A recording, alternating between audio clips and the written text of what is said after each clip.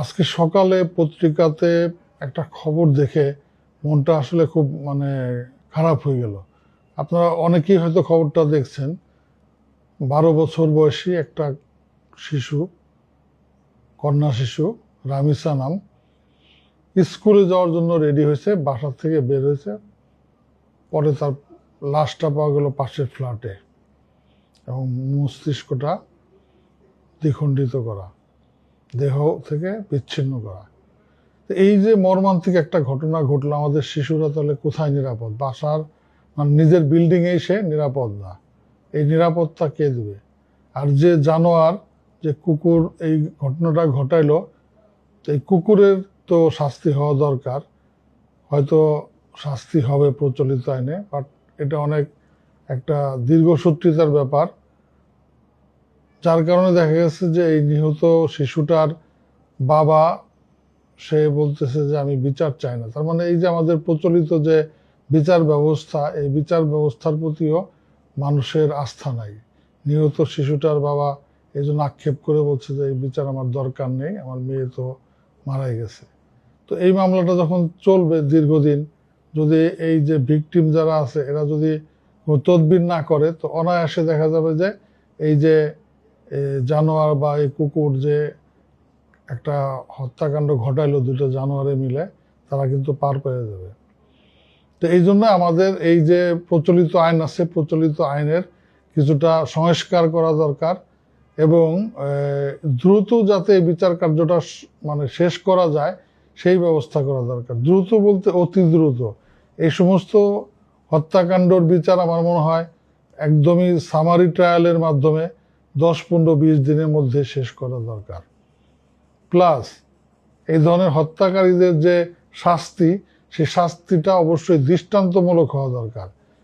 দৃষ্টান্তমূলক শাস্তিটা এই জন্যই দেওয়া হয়, বা দৃষ্টান্তমূলক শাস্তির বিধান এই কারণেই করা হয়েছিল যাতে এই শাস্তি দেখে কোনো অপরাধী আর কোনো অপরাধ করার সাহস না পায়।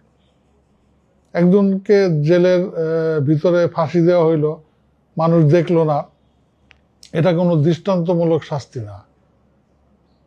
তো তাহলে কি করা দরকার? এই ধরনের অপরাধের সাথে যারা জড়িত এদের শাস্তিটা দৃষ্টান্তমূলক হওয়া দরকার। বিশেষ করে এই ধরনের শিশু নির্যাতনের সাথে যারা জড়িত তাদের শাস্তিটা আমি মনে করি এটা প্রকাশ্য দিবালোকে হওয়া উচিত এবং জনসম্মুখে হওয়া উচিত।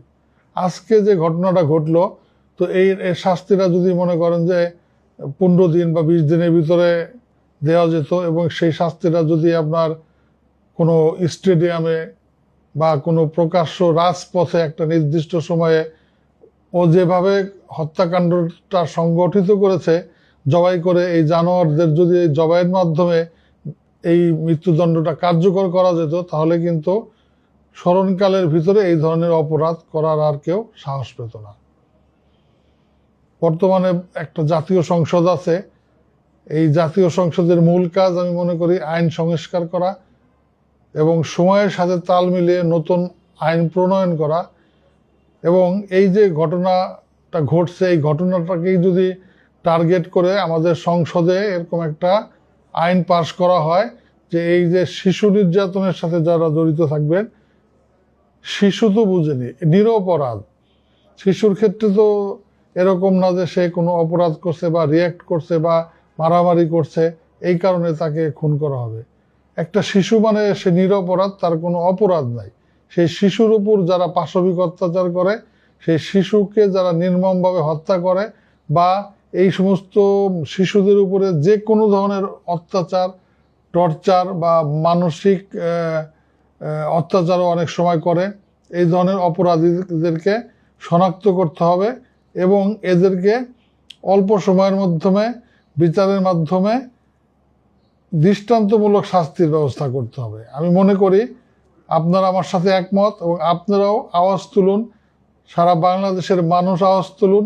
এই যে মেয়েটা মারা গেল রামিসা, এই রামিসার মতো ভবিষ্যতে যেন আর কাউকে, আর কোনো মেয়েকে, আর কোনো শিশুকে মৃত্যুবরণ না করতে হয়।